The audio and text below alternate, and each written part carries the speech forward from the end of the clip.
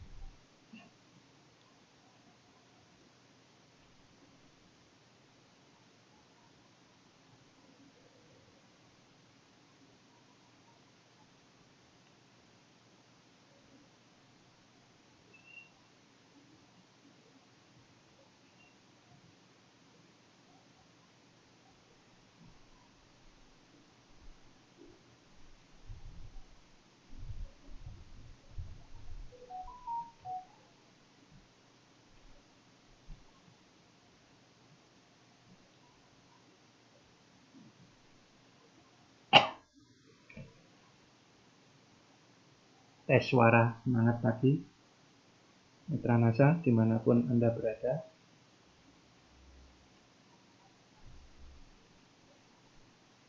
Berapa harga cabai di Taiwan, Mbak Rini?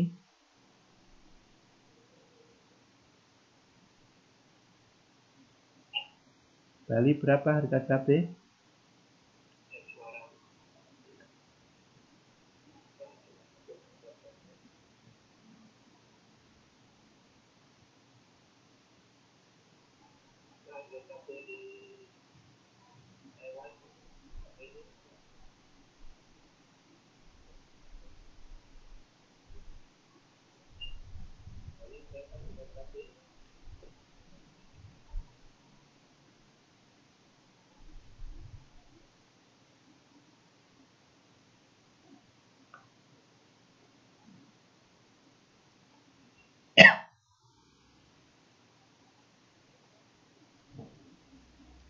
Semangat pagi Komandan.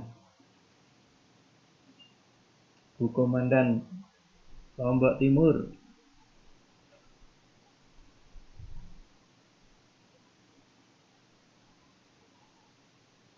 Wih, Mas Dosa kasih Mas Dosa semangat pagi Mas Dosa.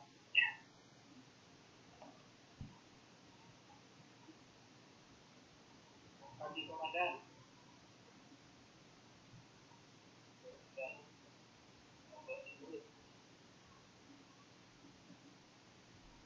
Semangat pagi Singapura, Mbak Mul Mahesa.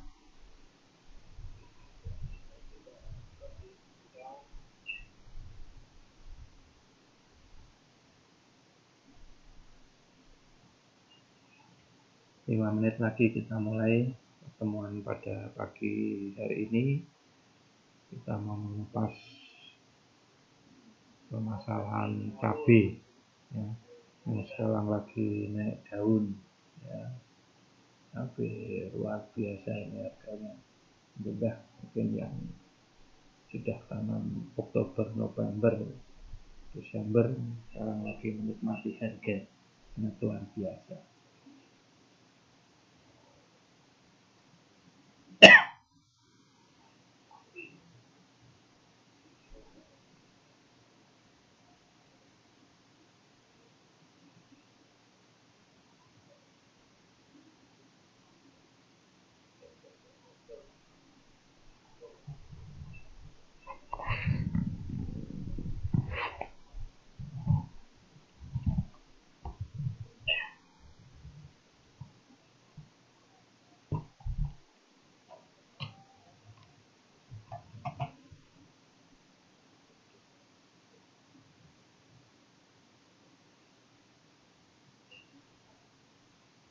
Lampung Timur, semangat pagi.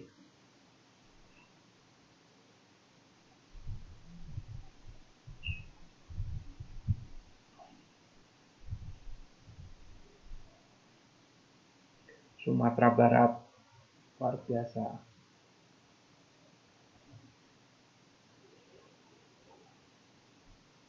Madura, Pamekasan. Bali Kintamani Purwokerto dan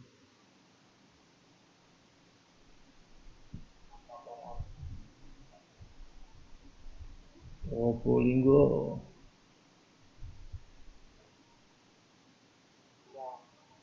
Sumatera Selatan Mbak Anusianti, Bengkulu Utara luar biasa Mbak Yuti,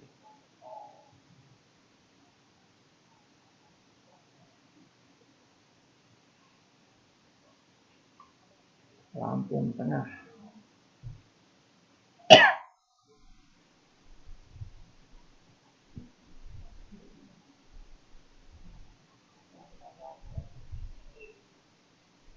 Ujung Kulon Mas Santo, Raden Mas Santo, lihat Lek, Pak D,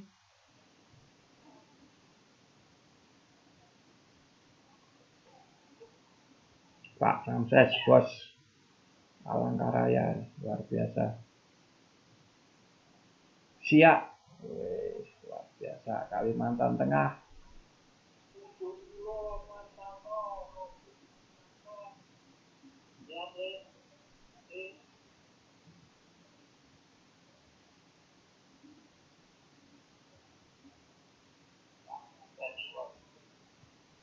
Pak Slamet Probolinggo luar biasa, semangat pagi.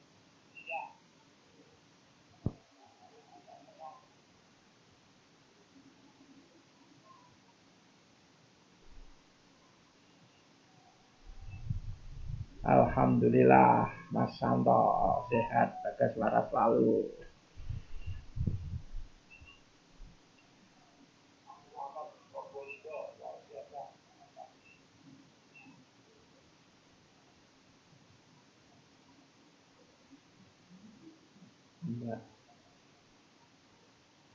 Rio, Mbak Yul Hadi,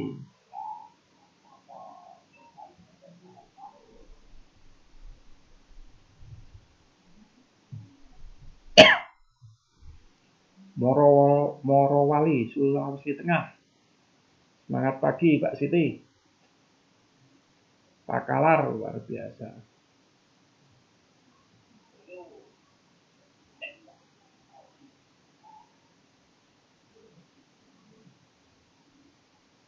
Waalaikumsalam Mbak Siti Khotijah.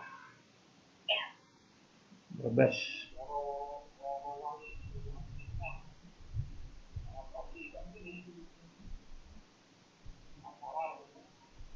Sangatta, luar biasa. Sangatta Kalimantan Timur.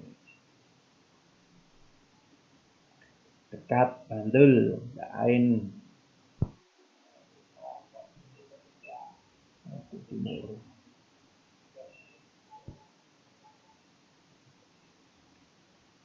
Chandra Putih.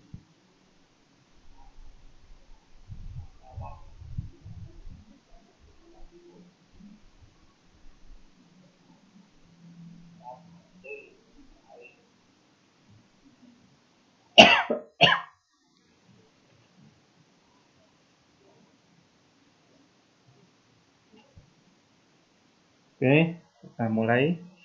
Ranasa dimanapun Anda berada. Sebelumnya, Assalamualaikum warahmatullahi wabarakatuh. Semangat pagi, Mitra NASA dimanapun Anda berada, baik di dalam maupun di luar negeri. Pada kesempatan pagi hari ini, kita ingin mengupas tuntas bagaimana jurus jitu bertanam cabai dengan teknologi organik NASA.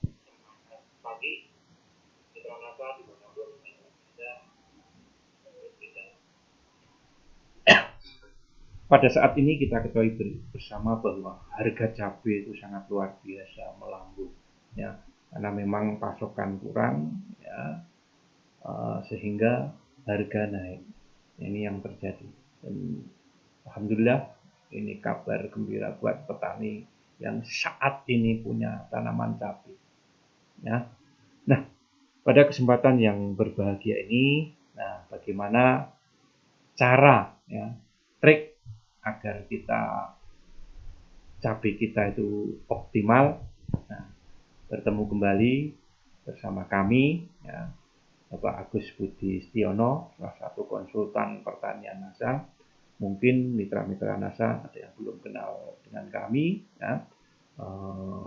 Baiklah, kita perkenalkan dulu, ya. Nama saya Agus Budi Setiono, di PT Natural Nusantara sejak awal berdiri NASA, itu sejak 2003, ya.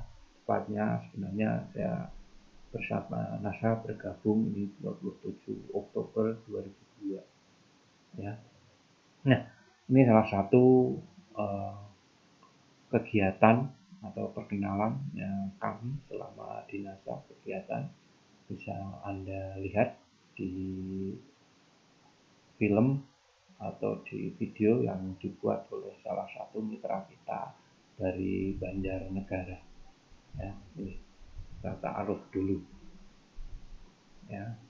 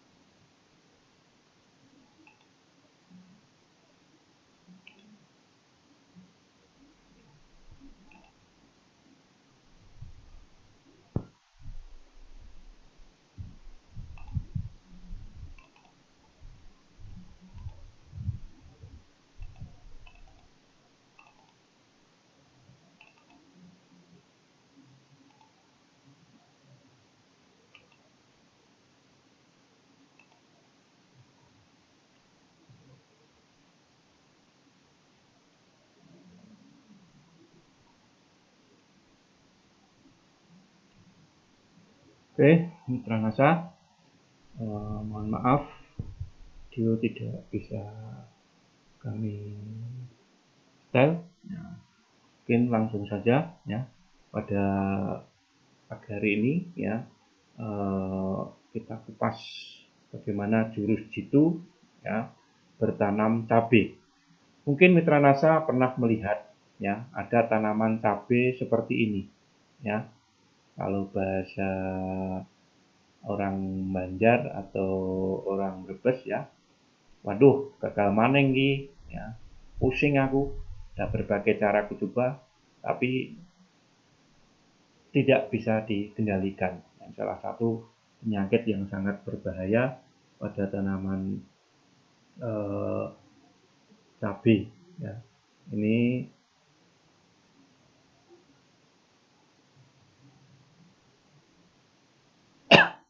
salah satu penyakit yang sangat berbahaya adalah patek. Nah, apalagi di musim saat ini harga cabai melambung tinggi ya, sehingga perlu antisipasi ya, bagaimana cara mengendalikan penyakit-penyakit yang seperti ini. Nah, kalau memang sudah rezekinya, insya Allah nanti akan berpihak pada kita. Mitra Nasa dimanapun Anda berada, baik di dalam maupun di luar negeri, ya, ada produksi ya, tanaman cabai. Ini sebenarnya rata-rata produksi kita itu masih sangat rendah. Ini ada berbagai data yang mungkin bisa sebagai patokan kita. Potensi produksi tanaman cabai itu berapa sebenarnya. Nah, ini ada jenis cabai besar, ada jenis cabai rawit. Sebenarnya potensi cabai besar per pohon ini bisa sampai 1-2 kilo per pohon. Sedangkan cabai rawit ini bisa sampai setengah kilo sampai 1,5 kilo per pohon. Setengah kilo sampai 1,5 kilo per pohon. Nah, ini diambil ya per hektar ini kurang lebih jumlah tanamannya 16.000 pohon. Nah, rata-rata saat ini per pohon ini hanya untuk cabai besar ini baru 0,4 kilo per pohon pun belum ada. Ya, apalagi cabai rawit ini baru 1/4 kilo per pohon. Ini potensi yang sangat luar biasa. Alhamdulillah dengan teknologi organik NASA ini untuk cabai besar ini sudah bisa di atas 1 kilo.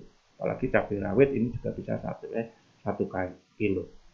Nah, kendala-kendala di dalam kita berbudidaya cabai merah atau pengen berbisnis, biasanya kalau petani pemula ya, itu biasanya kalau seperti saat ini pas harga cabai tinggi itu ikut-ikutan pengen nanam cabai.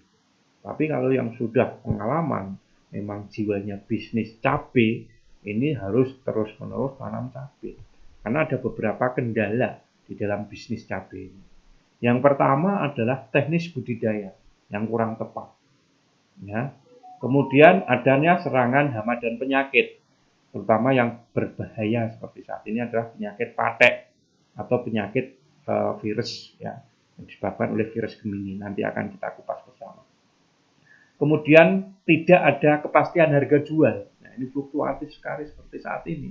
Harga cabai saat ini bisa melambung di atas 100.000, bahkan ada yang sampai 120.000 saat ini. Bahkan ada yang 135.000 juga ada. Nah, ini tidak ada kepastian harga jual. Tapi kadang-kadang bisa turun, bisa sampai 8.000, 10.000. Ini luar biasa. Ya, tidak ada kepastian harga jual. Kemudian permasalahan yang selanjutnya adalah rendahnya margin usaha. Ya, ini. Kemudian petani itu kadang lemahnya akses pasar. Nah, kita tidak bisa mengakses pasar. Nah, ini memang harga cabai ini ditentukan oleh salah satu pedagang besar. Ya, mungkin Anda tahu ya, kita patokannya di Jakarta sana. Ya, ini kendala bisnis cabai merah. Ini yang perlu gambaran ya, harga cabai tahun 2010 ya. Ini harga cabai ya. Ini fluktuatif, biasanya Desember. Nah, sekarang ini tahun 2001 di bulan Maret aja kita harganya sudah tinggi. Ya, ini salah satu memang kepastian harga jual itu tidak bisa ditebak untuk harga cabai.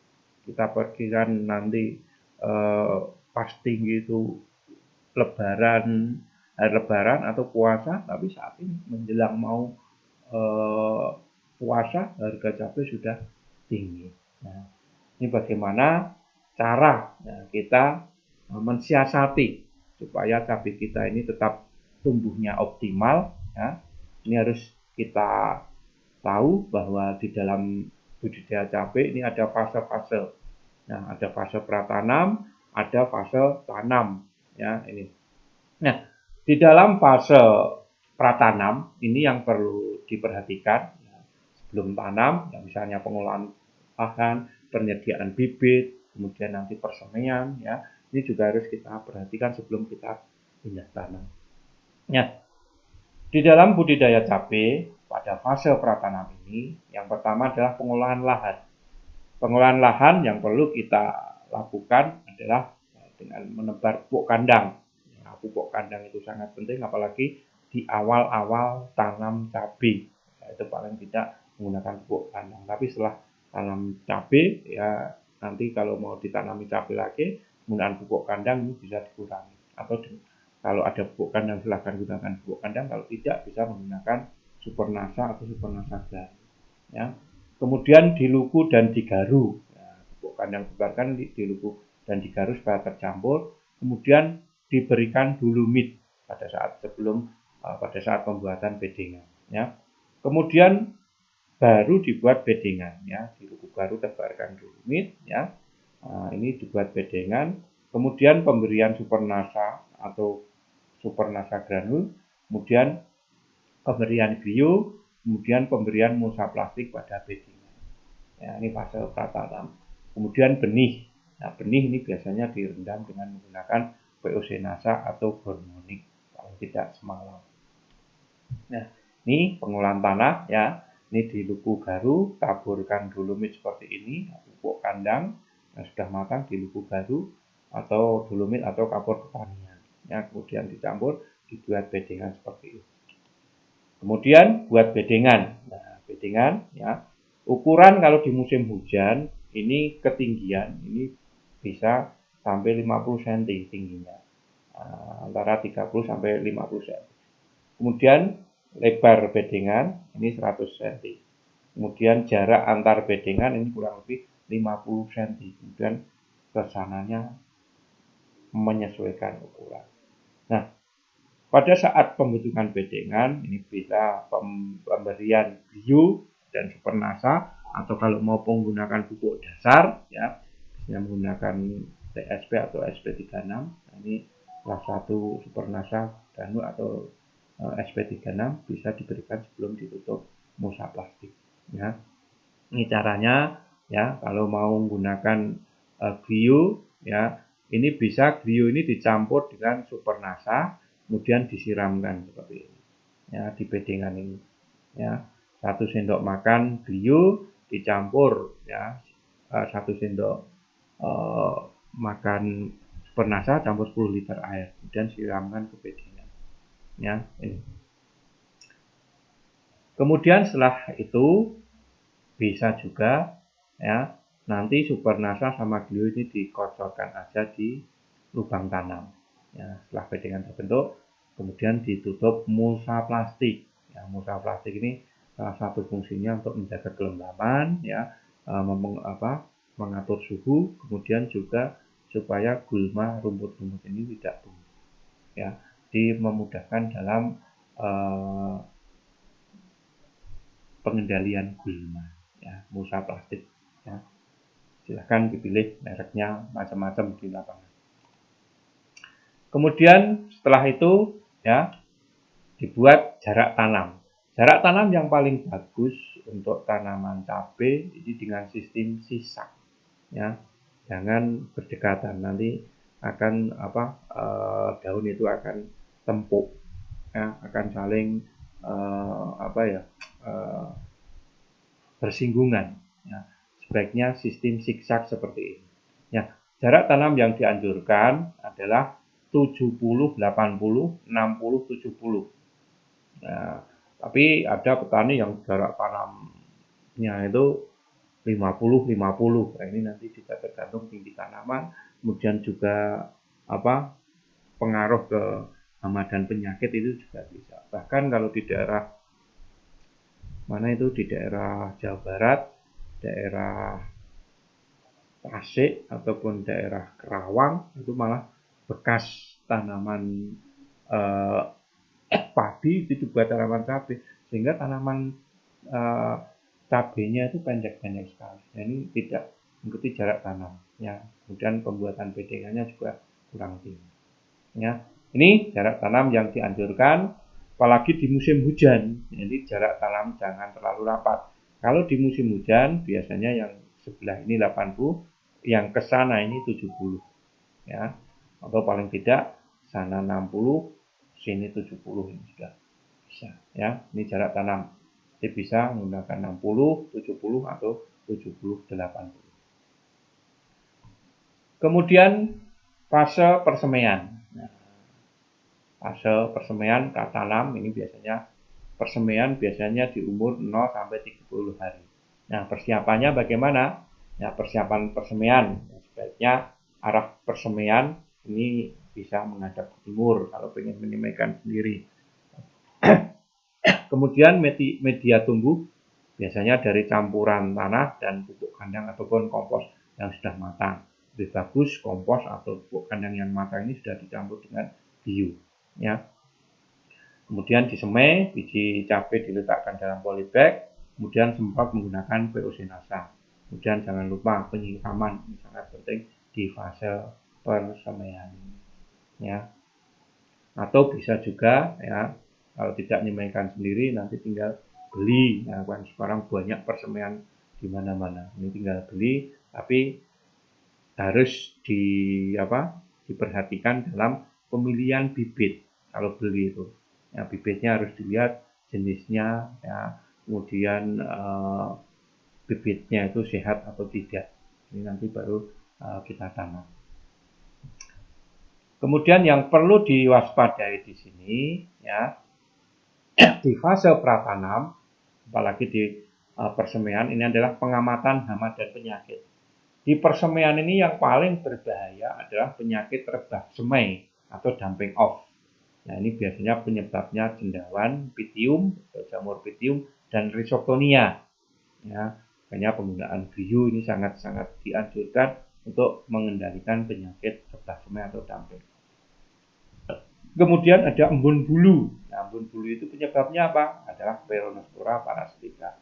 Dan ada kelompok-kelompok virus juga ada di sini. Ya. Kemudian yang tidak kalah penting adalah hama. Hama pada persemaian ini juga sudah sangat menyerang. Di antaranya ada kutu daun, persik atau aphids. Kemudian ada trip seperti ini, ada tungo. Ya, ini nanti akan kita kupas bersama. Ya, cara pengendaliannya seperti apa.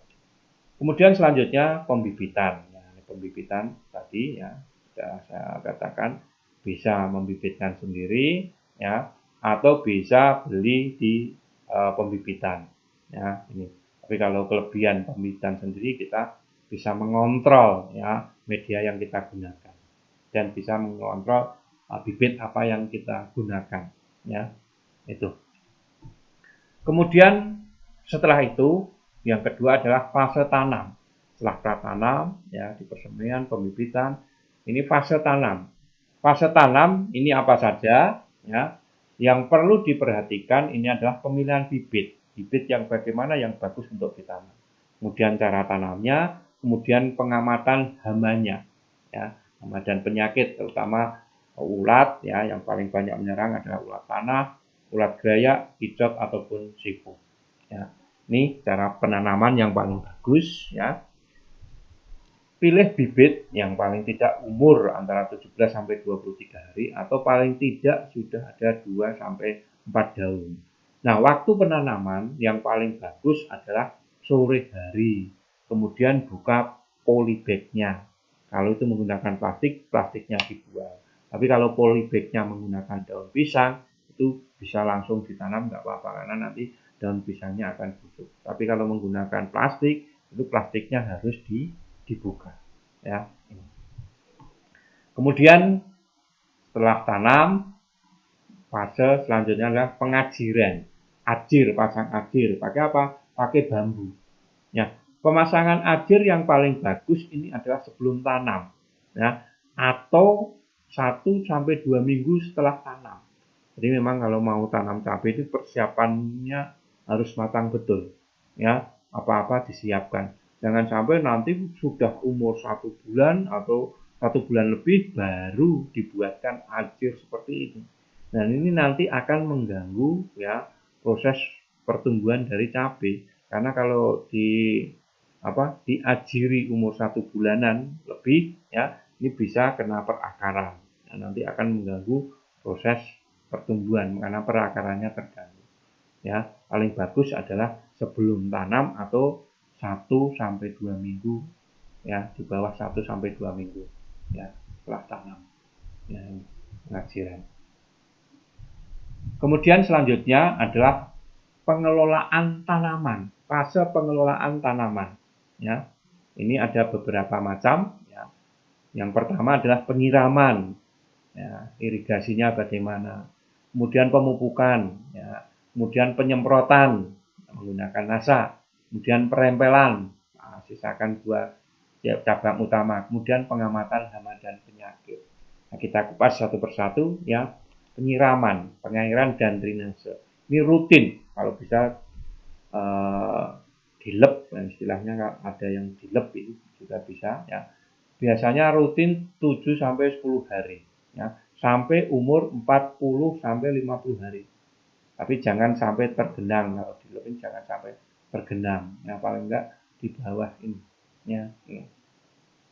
Kemudian ini juga bisa disiasati, ya, penyiraman ini bisa kalau kita memberikan pupuknya itu dengan sistem pengocoran. Tiap 2 minggu sekali dikocor, ini juga sudah melakukan penyiraman. Nah, ini, ya. Jadi pengairan, penyiraman, drainasenya ini harus diperhatikan, terutama di jarak bedengannya tadi, ya. Jangan sampai air itu tergenang di sini, karena kalau tergenang kelembabannya tidak dijaga, nanti hama penyakit itu banyak yang menyerang di situ, ya. Kemudian selanjutnya pemupukan. Pemupukan bisa dilakukan, ya. Yang pertama ini dengan sistem pengocoran, nah, atau sistem tabur. Nah, tapi biasanya petani yang paling banyak dengan sistem kocor, ya, pengocoran. Nah, pengocoran kurang lebih NPK. Nah, NPK ini kurang lebih 2,5 kilo dicampur dengan 1 botol Supernasa. Ini campur 200 liter air, ya. Kemudian diambil 250 sampai 500 ml.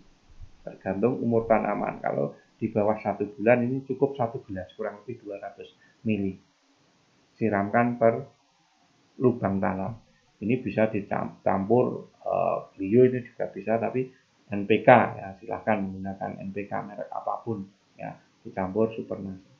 Nah, nanti kalau sudah umur 30 atau 35 hari, Supernasa ini diganti dengan menggunakan Power Nutrition. Ya, untuk apa? Untuk merangsang pembungaan dan pembuahan supaya buahnya banyak, ya, dan tidak rontok. Ya, ini, ya, pemberian 2 minggu sekali. Kemudian penyemprotan POC NASA, ya, ini paling tidak 1 sampai 2 minggu sekali, bisa POC NASA, hormon, ataupun dengan menggunakan Green Star, atau bisa menggunakan Wito, tinggal pilih. Kemudian pemangkasan, ya, pemangkasan atau yang perlu diperhatikan di sini, biasanya petani-petani cabai, terutama apalagi pemula, ya, ini kalau ada cabai yang dicabang seperti ini, ya, pangkas wilan, sudah sampai muncul sebelum berbunga, buah pertama biasanya pada cabang Y seperti ini, biasanya ini jarang yang dipangkas. Istilahnya eman-eman. Man, eman. Nyanyiannya Condro Lukito itu dulu. Kalau yang tua-tua pasti tahu apa itu Condro Lukito, satu seniman terkenal dari Yogyakarta. Eman-eman. Nah, ini harus dipangkas, ini cabang pertama, ya. Buah yang pertama itu harus dipangkas. Supaya apa? Supaya nutrisinya bisa naik ke buah-buah selanjutnya, sehingga pertumbuhan buahnya itu bisa seragam. Ya, ini. Ya, ini buah-buah pertama seperti ini harus dipangkas pas bunga. Tapi kalau pas sudah merah seperti ini, kalau sudah besar mau dipangkas, diambil juga. Nah, itu tadi eman-eman. 16.000 pohon satu, nah, udah berapa? Ya, ini. Ya, ini yang perlu diperhatikan. Ini buah pertama ini harus dipangkas, ya, harus diambil. Belum terjadi buah pas saat bunga ini diambil, supaya nutrisinya bisa ke atas, jadi pertumbuhannya bisa seragam buahnya.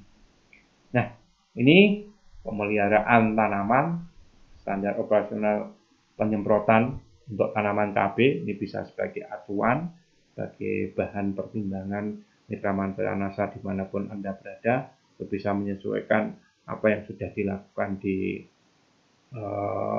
budidaya tanaman cabai, tinggal menggunakan produk-produk NASA. Nah, standar operasional penyemprotan tanaman dengan menggunakan teknologi NASA, ya, ini umur 5 hari. Ya, ini semprotkan VOC NASA dan korin kalau ada korin, ya, atau bisa menggunakan bio atau bisa menggunakan grece yang untuk ketek ini juga bisa. Ya, VOC NASA 50 ml per 20 liter. Ya. Kemudian 30 gram, ya 30 gram ini korin. Ya. Kemudian hari ke-10 bisa menggunakan Aero 810, kemudian semprot racun, ya kita konversikan dengan racun-racun yang kimia karena memang di tanaman cabai ini kita belum bisa terlepas dari penggunaan pestisida kimia karena memang hama dan penyakitnya sangat banyak. Ini bisa imidaclorid ini untuk hama ya yang berbahan aktif imidaclorid atau mancozeb ini berbahan aktif sulfur ya ini. Atau bisa juga ini nanti bisa diganti dengan BVR atau dengan menggunakan bio tergantung serangan ya. Kemudian hari yang ke-15 ini bisa semprot dengan menggunakan Green Star, kemudian campur aero, kemudian pakai insektisida yang bahan aktifnya spermetrin ditambah dengan Pestona kalau ada ya ini. Tapi jangan dicampur dengan BVR spermetrin ini ya. Kemudian hari yang ke-20 ini semprot Freetop ya. Paling tidak 20 gram ini. 20 gram per 20 liter atau 25 gram per 20 liter ya. Kemudian korin ya, ini bisa korin atau menggunakan bio. Kemudian hari ke-25 bila bunga keluar ini bisa tetap Aero 810 lagi di musim hujan, semprotkan VOC NASA hormonik, kemudian pakai fungisida yang berbahan aktif dari amitraz atau ini bisa diganti dengan menggunakan bio atau grece ya. Kemudian selanjutnya hari 10 ya ini semprot Aero 810 insektisida yang berbahan aktif imidacloprid ya, kemudian pentana kalau ada, tapi salah satu ini juga enggak apa-apa ya, pentana, tapi jangan dicampur dengan BVR ya, atau semprot BVR enggak apa-apa. Kemudian hari ke-35 ini Aero, Freetop, Harmonic, Pestona, semprot fungisida yang berbahan aktif benlate ya ini. Kemudian hari ke-10, hari ke-40 maaf, ya 5 hari sekali semprotan. Ya, VOC NASA hormonik, kemudian korin atau bio. Kemudian hari ke-50 ya, ini semprot aero ya, Freetop, hormonik, ya, ini aero accidental, kalau ada silahkan gunakan, kalau tidak digunakan juga tidak apa-apa. Ya. Freetop hormonik, kemudian fungisidanya benlate, insektisidanya yang berbahan aktif dari abamectin. Ya, itu. Nah, biasanya ada tanda-tandanya kalau penyakit layu bakteri, ya, ini yang nanti perlu kita perhatikan bagaimana cara pengendalian. Kalau layu bakteri ini biasanya pucuk-pucuknya layu, jika batang atau akar dipotong dan direndam dalam air, yang mengeluarkan jalur aluran berwarna putih, lama kelamaan pohon mati. Cara pengendaliannya ini bisa giliran tanaman pohon yang terserang diambil. Kemudian antraknus, biasanya ada bintik-bintik yang terdapat pada permukaan buah mengeluarkan spora-spora hitam, bintik-bintik lama kelamaan akan berwarna hitam. Ini dengan menggunakan manep tadi, mancozeb atau copper-oxyreate atau korin atau bio, ini bisa mengurangi antraknus. Kemudian hawar reput atau pucuk, ya, pucuk-pucuk menjadi layu dan hitam, ya, terdapat spora-spora hitam pada pucuk-pucuk yang berpenyakit. Dengan genomil atau manet atau korin dan bio ini bisa. Kemudian virus, ya, Biasanya urat-urat daun membengkok dan daun berrintik-rintik, ya, serta berkerut biasanya. Nah, ini pohon yang terserang dimusnahkan. Ini biasanya vektornya itu jenis kutu-kutu. Kemudian kalau kutu daun, ini bisa dengan menggunakan pentana biasanya. Kutu ini menghisap cairan sel sehingga kelihatan pucat dan daun menjadi keriput. Kemudian ada hama merah atau jenis ungu, ya. Kemudian ada ulat, ada kumbang dan belalang, kemudian ada lalat buah. Biasanya buah kukus belum masak, ada kesan di situ ada suntikan pada buah. Ini sipermetrin tadi, malation atau metilaklin ini bisa digunakan. Ya. Ini. Nah, untuk mengendalikan hama dan penyakit, ya, di tanaman cabai ini kita mix dengan pengendalian secara biologi dan dengan cara kimia. Kalau kimia seperti tadi, ya, imidaklorid tadi biasanya untuk mengendalikan apit atau kutu daun. Kemudian hama merah, ya, atau tungu ini biasanya tadi menggunakan abimectin atau amitraz. Ini bisa untuk mengendalikan. Kemudian lalat buah, nah ini dengan sipermetin, ditamid atau dengan ini yang kimia. Kalau tidak bisa menggunakan metilaklin. Kemudian pengendalian lalat putih, whitefly, ini imidacloprid, abamectin, ini yang sangat berbahaya nanti di persemaian atau di fase-fase baru tani. Ya. Nah, kalau secara biologi, pengendalian hama dan penyakit secara biologi, ini kita bisa tabur benih keningkir. Ya, kita tanam keningkir di sekitar tanaman cabai ini juga bisa mengendalikan hama dan penyakit. Semakin keningkir berbuka, biasanya semakin banyak hama-hama yang akan berkumpul. Nah, ini nanti bisa kita semprot di keningkir sehingga tidak menyerang ke tanaman cabai. Atau bisa sebagai nanam tanaman perangkap yang kedua, yaitu dengan menggunakan apa? Jagung. Jagung ini sebagai tanaman perangkap. Ya, biasanya petani-petani itu di pinggir-pinggir itu ditanami jagung. Ya, ini, ya. Kemudian tanaman untuk memenuhi serangga kadang yang kurang terlepas dari perangkap ini baru dikendalikan. Nah, ini sebagai tanaman-tanaman perangkap aja, keningkir, tanaman jagung, ya. Nah, pengendalian hama dan penyakit pada tanaman cabai yang perlu diperhatikan, yang sangat berbahaya apalagi di musim hujan saat ini adalah penyakit layu dan patek. Ini penyebabnya sama, ini adalah Glyphosphorium glyphosphorides, Glyphosphorium capsicum atau Colletotrichum capsicum. Biasanya ini layu, layu seperti ini, kemudian ada patek atau anthracnose, ya, orang menyebutnya patek atau anthracnose. Ini sebenarnya disebabkan oleh jamur. Ya, ini penggunaan rutin korin, kemudian biu setiap seminggu sekali ini bisa mengendalikan penyakit seperti ini. Kemudian di awal, ya, kenapa biu kita gunakan sejak awal?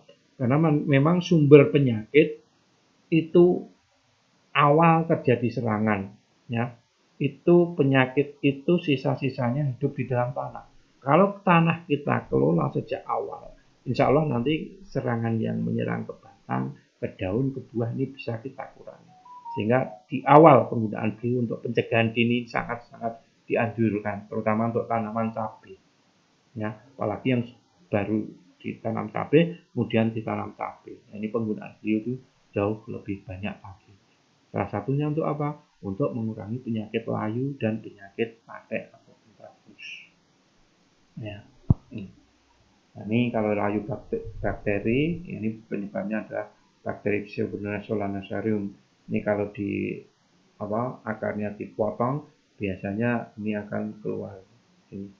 Tapi kalau tidak, ini biasanya jamur yang penyerangannya cepat sekali. Kalau layu bakteri ini spot-spot layunya. Tapi kalau layu karena jamur, ya, Glyphosphorides tadi ini cepat sekali menyebar. Ya.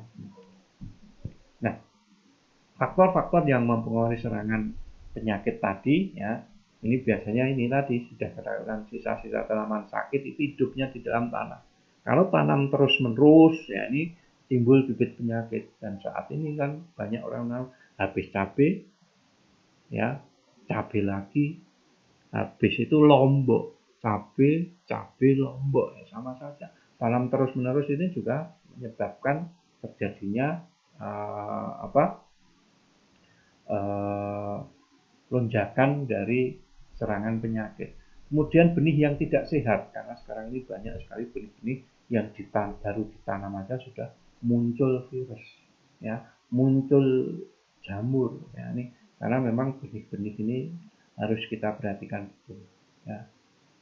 Ya. Kemudian lahan terlalu lembab ini juga memicu timbulnya penyakit layu, timbulnya penyakit padat padi. Kemudian panen dan pasca panen yang kurang baik ini juga bisa memicu panennya yang busuk cuma dibuang di situ, ya, sehingga akan terjadi penumpukan sisa-sisa patogen yang ada di situ, sehingga nanti akan menular karena jamur itu penularannya sangat cepat sekali, ya. Nah, cara pengendalian untuk penyakit layu ataupun layu fusarium, baik fusarium, jamur maupun bakteri ataupun pakai tadi, ya. Yang paling bagus yaitu kebersihan, sanitasi. Kebersihan kebun itu harus dijaga-jaga betul. Kemudian benihnya itu harus sehat. Kalau bisa cari varietas yang cabai yang tahan terhadap penyakit layu, tahan terhadap penyakit patek atau antraknus. Ya, ini. Kemudian nutrisinya juga harus dicukupi. Insya Allah kalau nutrisinya tercukupi, tidak akan terserang dari serangan penyakit. Ya. Kemudian di awal ini, ya, sudah direndam dengan bio ataupun PNC nasa, paling tidak kurang lebih semalam, ya, direndam. Kemudian drainase ini penting. Jangan sampai air itu tergenang. Bedengan bisa tergenang. Ya, ini drainase. Pengaturan drainase ini juga harus dijaga karena ini sangat, apalagi di musim hujan. Kemudian pola tanam dan pergiliran tanam, kemudian hindari tanam cabai berdekatan dengan tanaman inang. Hindari tanaman cabai dengan tanaman pepaya. Karena pepaya ini sumber penyakit, terutama penyakit layu ataupun busuk buah atau patek tadi. Kemudian bisa rutin semprotkan klorin di umur 7, 20, 40 hari setelah tanam. Ya. Kalau tidak ada klorin dengan menggunakan bio atau dengan menggunakan glycerin. Alternatif terakhir baru, ya, kita kombinasi dengan fungisida kimia yang sistemik tadi. Ya, bisa menggunakan mancozeb, ditin, kemudian benlate dan lain-lain. Ya, seperti dalam SOP di awal tadi. Kemudian ulat gerayak. Ini, ulat gerayak ini kalau sudah besar seperti ini sulit dikendalikan. Ini sudah sampai instar keempat. Ya, biasanya menetas ini langsung kita kendalikan. Ya, dulu ada kita punya namanya Fitura yang khusus untuk mengendalikan ulat gerayak, ya, dari virus ini ampuh sekali. Tapi sekarang sudah tidak keluar lagi, ya, karena memang ada permasalahan-permasalahan mengenai kapasitas produksi dari Fitura. Ya. Kemudian Pestona, kemudian Pentana ini juga bisa disemprotkan tapi pada saat fase setelah muncul telur ini. Jadi ini belum kebal betul. Disemprot ini insya Allah kenakan bagian kepala, ya, ini akan mati. Tapi kalau sudah ke fase instar yang keempat ini sudah sulit untuk dikendalikan untuk ulat gerayak. Kemudian yang paling berbahaya di tanaman cabai ini adalah penyakit bule atau penyakit kuning. Ya, kalau di Jogja dulu awal-awal muncul penyakit bule atau penyakit kuning, ini orang menyebutnya penyakit gul lekar. Nah, karena apa? Karena tanamannya kuning semua. Mungkin kalau merah semua PDI, ya. Kalau biru semua, wah, PAN. Kalau hijau semua, wah, seger, P3 atau PKB. Ya. Ini penyakit bule atau penyakit kuning. Ini penyebabnya apa? Anda juga sudah tahu semuanya bahwa ini penyebabnya adalah virus. Namanya virus Gemini. Penyebarannya sangat cepat sekali. Karena apa? Karena dibantu oleh vektor. Ya. Vektor perantara virus Gemini ini. Yang mana perbanyakannya itu tidak dibantu oleh angin. Atau perbanyakannya partenogenetis. Nah, salah satu vektornya ini, jenis kutu-kutuan ini, yang menyebabkan penyakit kuning tadi atau penyakit buli ya, atau virus Gemini. Ini vektornya ini ya, kutu-kutuan, ada trip ya, ada tungu ya, ada aphids ya, ada banci. Ini sangat luar biasa penyebaran. Karena ini perkembangbiakannya lewat angin, dibantu oleh angin, parthenogenesis ya. Ini bisa dikendalikan ya. Yang kita bisa kendalikan adalah perantaranya, kutu-kutuannya. Dengan menggunakan apa? Dengan menggunakan pentana, dengan menggunakan BVF, ya, dengan menggunakan akarisida yang khusus untuk kutu-kutuan atau tumor alternatif terakhir, atau bisa dipasang metilapilim seperti ini. Ya, kemudian juga dijaga nutrisinya tercukupi. Insya kalau nutrisinya tercukupi, tidak akan terserang oleh hama dan penyakit. Ya. Kemudian lalat buah. Nah, ini juga sangat penting untuk tanaman cabai. Ya, kalau ada serangan lalat buah, ya bisa dipasang dengan menggunakan apa? Metilapilim. Ya, ini pasang perangkap seperti ini. Kemudian selanjutnya, ya, itu paling banyak berbahaya di tanaman cabai, yaitu lalat buah. Kalau ada metilapilim silahkan gunakan metilapilim. Kalau tidak bisa menggunakan yang sejenis dengan metilapilim atau tanaman perangkap ya, atau dengan penyemprotan fungisida sistemik tadi, ini bisa mengurangi dari serangan lalat buah. Ya, itu selanjutnya adalah fase panen dan pasca panen. Nah, fase panen dan pasca panen yang pertama adalah pemanenan. Biasanya tanaman cabai ini panen kurang lebih umur 60 sampai 75 hari, tergantung jenis cabainya, ya, cabai rawit atau cabai keriting ya, ini. Kemudian kalau pengen berbunga terus-menerus atau panen terus-menerus ya, ini setelah petik ya, biasanya petik yang ketiga ya, setelah pemetikan yang ketiga ini tetap disemprot, semprot P-oxynasa hormon, kemudian bawah dikocor power nutrition atau semprot fruit top ya, bawah kocor power nutrition ya, setelah petik. Biasanya petani kan setelah petik sudah ya, sehingga panen ya paling beberapa kali aja. Tapi setelah petik semprot P-oxynasa hormon, nanti akan muncul bunga lagi terus. Apalagi di harga cabai seperti ini, sebaiknya harus dikelola betul ya, jangan sampai habis nanti ya. Pas harga masih tinggi, semprot terus, semprot. Setelah petik, semprot terus, sehingga muncul bunga. Ya, ini sangat-sangat perlu diperhatikan mensiasati bertanam cabai. Dulu pernah ada mitra NASA, ya, itu kegiatannya itu pas cabai mahal gini, cari lahan-lahan cabai yang sudah mau habis buahnya. Nah, itu jangan dibedol dulu, jangan dimusnahkan dulu. Nah, dia semprot P-oxynasa, keluar bunga lagi. Ya, tinggal ngambil apa lagi? Harga cabai mahal seperti ini. Ya, ini. Kemudian yang kedua, cara panen. Ya. Cara panen, ya buah dipanen, ya tidak terlalu tua, ya jangan sampai merah betul. Istilahnya semu-semu matang. Ya, ini. Kemudian yang paling bagus panen itu di pagi hari, ya. Kemudian disortir, kemudian disimpan. Kemudian pengamatan hama dan penyakit bisa dipisahkan antara buah yang busuk dan yang rusak, ini harus dipisahkan, langsung dipisahkan. Ya, ini lebih bagus karena nanti bisa menular, apalagi kalau buahnya itu terkena patek tadi, kena anthracnose tadi. Ya, jamur ini bisa menular. Nah, ini salah satu panen pasca panen. Ya, ini kan luar biasa. Ya, panen cabai seperti ini, cabai merah, cabai besar. Ya, ini ada yang tidak menggunakan mulsa pun dengan asal pengendalian gulmanya bagus, bersih seperti ini, insya Allah hasilnya juga bagus. Ya.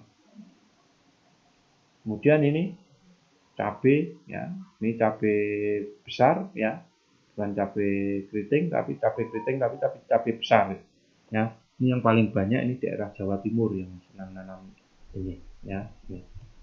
Nah, mitra NASA dimanapun Anda berada, mungkin Anda bertanya-tanya di ini di bedengan ini ada botol-botol bekas, ya, botol bekas aqua. Ternyata ini berisi nutrisi. Ya, nutrisi NPK bisa campur Super NASA atau Power Nutrition ya. Ini untuk nutrisi supaya perlahan-lahan tadi ya. Ini bisa masuk ke akar secara perlahan-lahan. Jadi aquanya itu di bawahnya itu di botol dibolong pakai jarum. Ya, sehingga air nanti akan keluar perlahan-lahan. Nanti kalau habis ditambah lagi, kasih lagi, ya bisa seminggu sekali atau 2 minggu sekali sehingga nutrisinya tercukupi. Ya, bisa kita lihat luar biasa cabenya. Ya, nih cabai rawit seperti ini, wah, luar biasa. Panen cabai rawit seperti harganya sekarang 120. Bahkan yang kemarin-kemarin karena harga cabai mahal sampai ada yang memilok cabai. Cabai belum matang dipilok merah-merah. Ini suatu kejahatan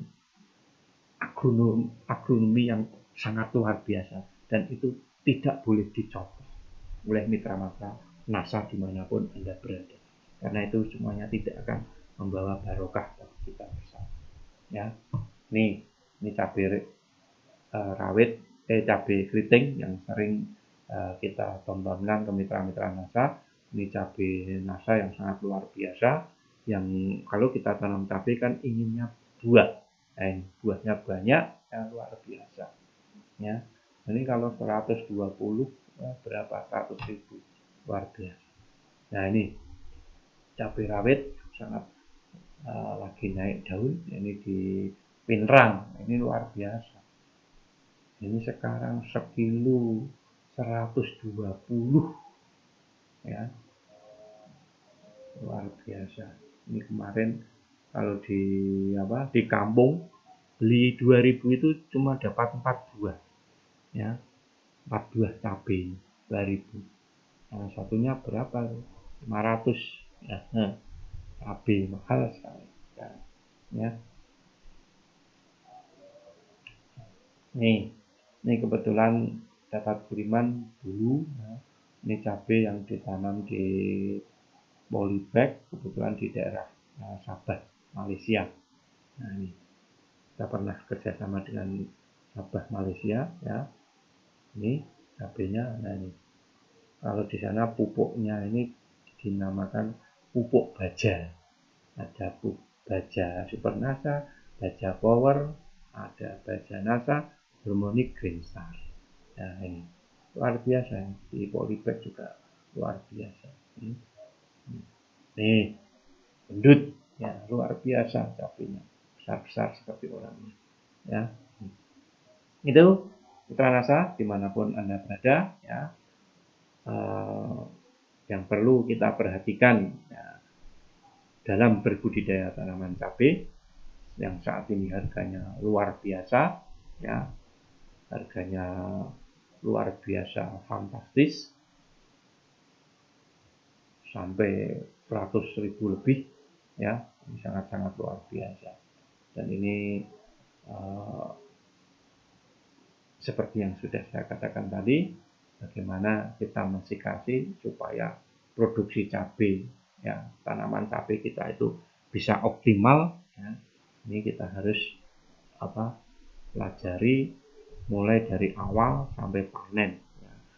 Dari mulai pratanam ya, kemudian tanam, kemudian pengelolaan tanamannya ya, sampai ke pasca panennya juga harus diperhatikan ya.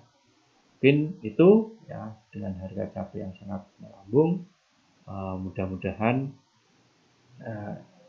mitra-mitra NASA dimanapun Anda berada, baik yang sekarang ini lagi tanam cabai ataupun yang sudah mau panen cabai, mudah-mudahan bisa ya menjadi kebanggaan kita bersama bahwa dengan produksi yang sangat luar biasa ini kita bisa berkontribusi dalam peningkatan produksi tanaman cabai. Nah, ada beberapa hal yang perlu disikapi ungkapan Jawa yang baik untuk kita sikapi kalau pengen pertanian kita barokah. Ya, karena ada yang mengejar hanya panen-panen saja tapi kebarokahnya itu berkurang.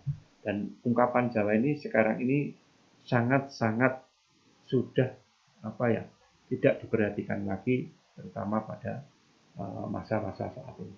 Nah, ini ada ungkapan Jawa yang baik untuk kita sikapi. Yang pertama, ya, bahan organik sebagai pupuk ini ojo disepelekan. Ya, bahan organik sebagai pupuk ini jangan pernah disepelekan. Ya, karena tanah yang subur ini pasti di situ ada kandungan bahan-bahan organik. Jadi jangan pernah menyepelekan bahan organik. Golek gampange, golek penake, nek wis mukti gendong lali. Ya, cari mudahnya, cari enaknya, kalau sudah berhasil lupa. Ya. Jadi petani itu kadang-kadang jarang memberikan kembali apa yang dimanfaatkan oleh tanaman setelah mengambil hasilnya. Seperti tadi, setelah dipetik sudah tidak dikasih pupuk, sehingga tanaman setelah petik ya sudah nanti akan ini di lombok. Kemudian yang kedua adalah penggunaan mikroba untuk pengendalian organisme pengganggu tanaman, OPT ya, organisme pengganggu tanaman, hama, penyakit dan gulma. Ya. Itu tombo itu ora adoh karo memolone. Setiap hama pasti ada musuh alaminya. Setiap penyakit pasti ada obatnya.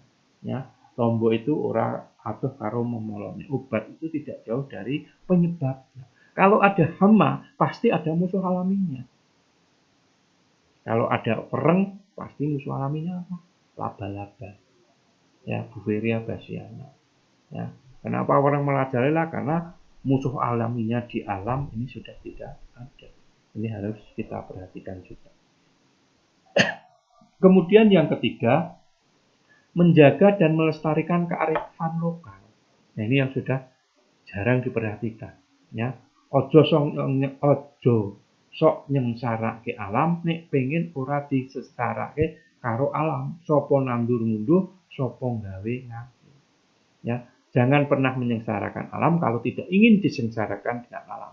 Siapa yang menanam pasti akan menuai, akan memanen. Siapa yang membuat pasti akan memakai.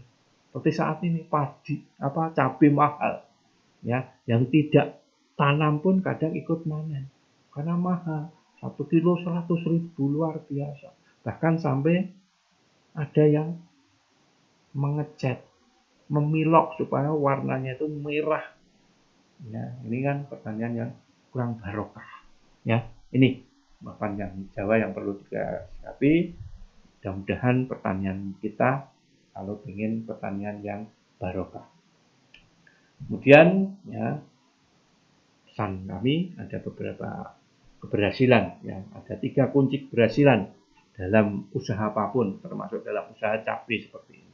Ya, kalau kita ingin berusaha cabai atau usaha apapun atau tanam apapun, ya, atau berusaha apapun, ada 3 kunci keberhasilan.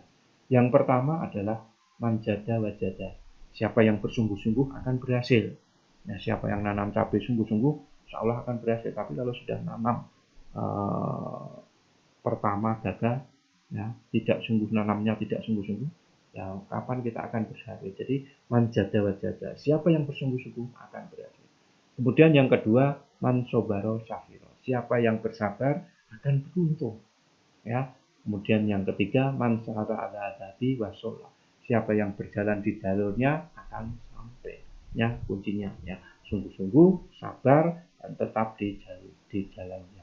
Ya, di jalurnya. Bagaimana kita budidaya cabai, ya ikuti jalur-jalurnya. Apa-apa yang perlu diperhatikan di budidaya tanaman cabai.